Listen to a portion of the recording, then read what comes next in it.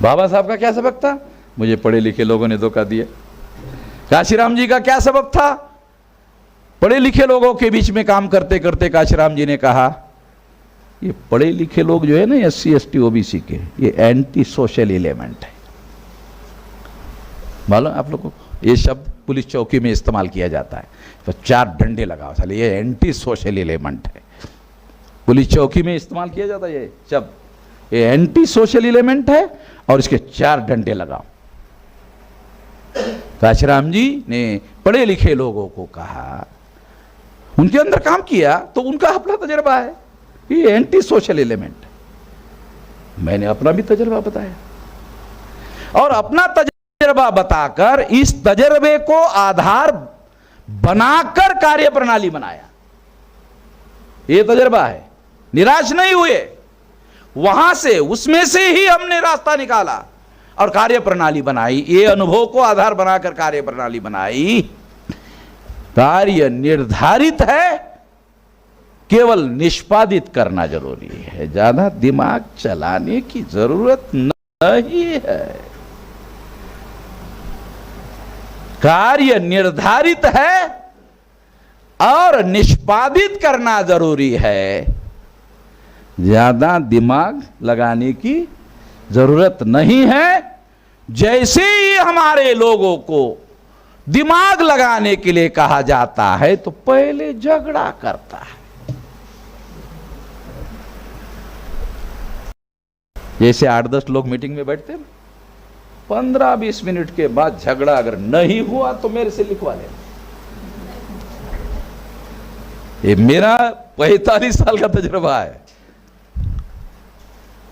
तो अनुभव से कहा, नहीं, कार्य निर्धारित है, निष्पादित करना है, दिमाग का उपयोग करने की कोई जरूरत नहीं है,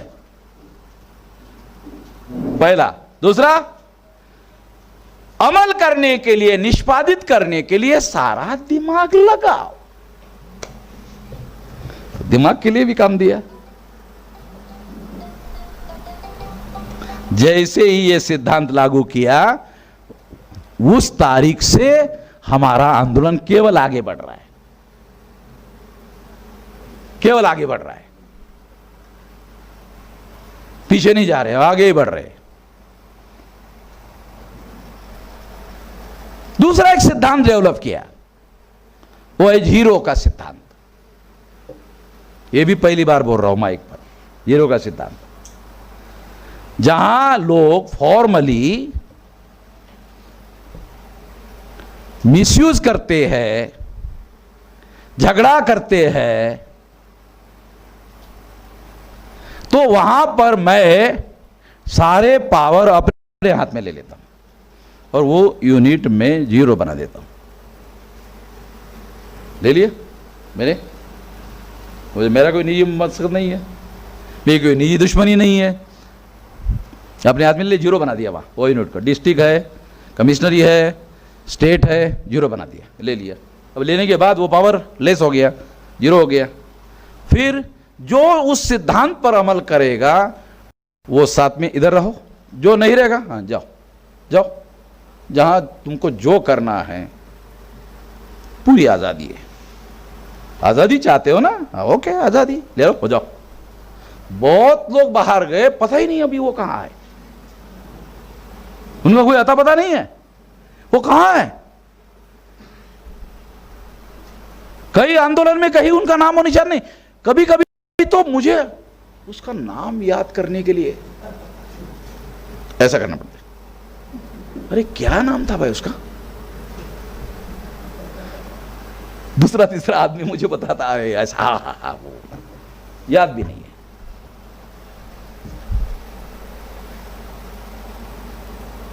ऑब्जेक्टिवली हम लोगों ने वादा किया ना समाज को, ये उद्देश्य पूरा करने के लिए अंदर आओ।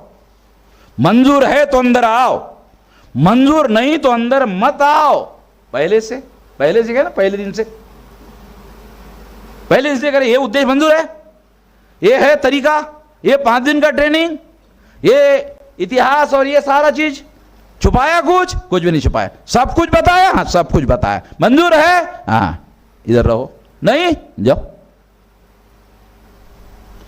तुमको जो ठीक लगता करके दिखाओ। एक भी आदमी ठीक नहीं कर सका, कोई कुछ नहीं कर सका।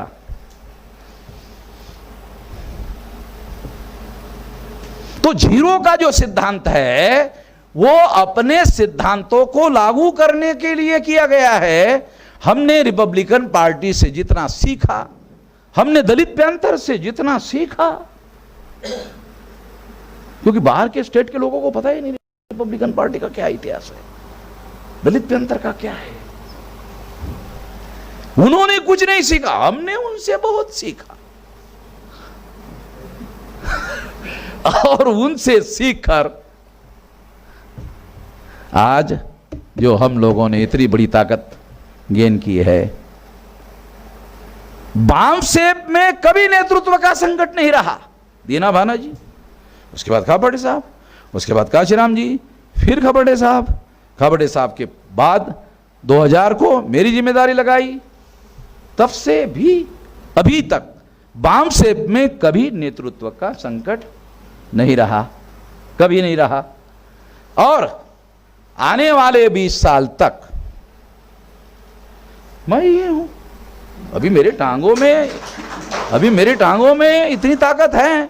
20 साल मैं अभी हूं और 20 साल में ब्राह्मणवाद का राम नाम सत्य करेंगे। छोटी मोटी ताकत हमने गेन नहीं की, बहुत बड़ी ताकत गेन की।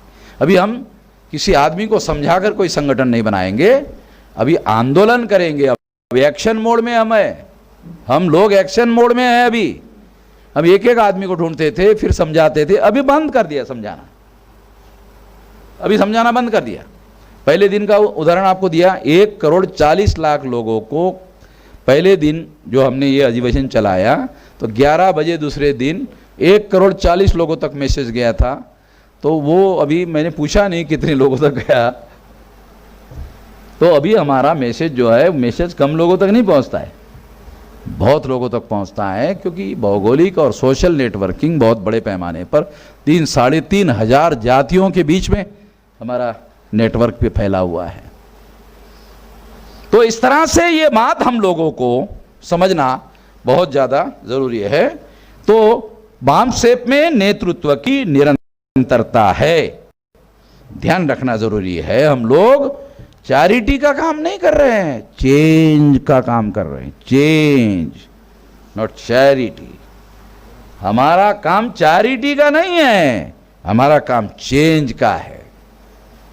हमारी जरूरत चेंज की है, चैरिटी की नहीं है। चैरिटी से चर्बी बढ़ सकती है हमारे लोगों की, हमारे समाज की, उससे कोई बदलाव नहीं होगा बड़ा। हमारे समाज को चैरिटी की नहीं, चेंज की जरूरत है। और शक्ति का जो सिद्धांत है, वो अनुशासन के बगैर शक्ति निर्माण नहीं होती, शक्ति के बगैर दुनिया में चेंज नहीं आता। ये पंखा चल रहा है, देख रहे हो, ये पंखा, बटन बंद कर दो, ये पंखा बंद हो जाता है। शक्ति का सिद्धांत, ये शक्ति जैसी सप्लाई हो जाती है वो पंखा घूमना शुरू कर देता है, शक्ति का सिद्धांत। तो हम जो भारत में बदलाव चाहते हैं उसके लिए हमारे पास शक्ति चाहिए। केवल भाषण से थोड़ी होने वाला परिवर्तन, शक्ति चाहिए। क्योंकि जो बदल हम करवाना चाहते हैं वो थोड़ी मानते हैं, वो मानने के लिए तैयार नहीं है। देखो आपको बताता हूं ताकि आपको, वो मानते नहीं है बातें।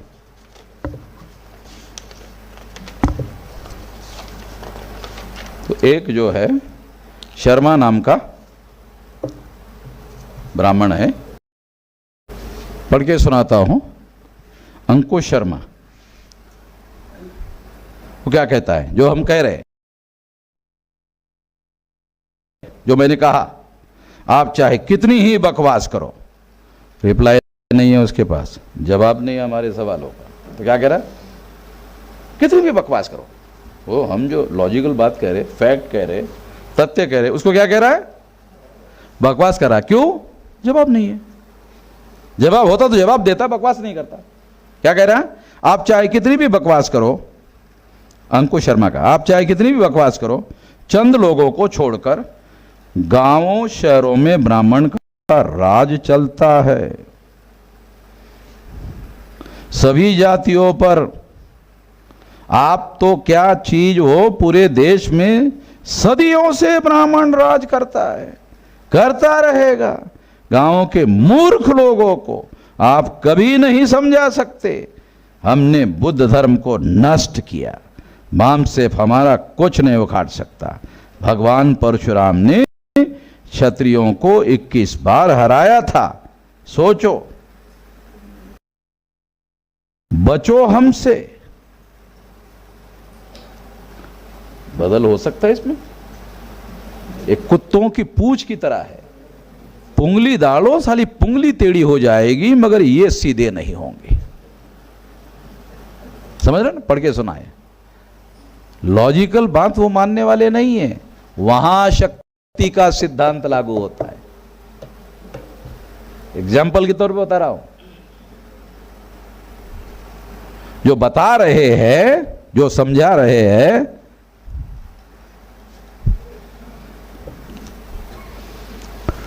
तो इस तरह से शक्ति अनुशासन के बगैर आती नहीं है।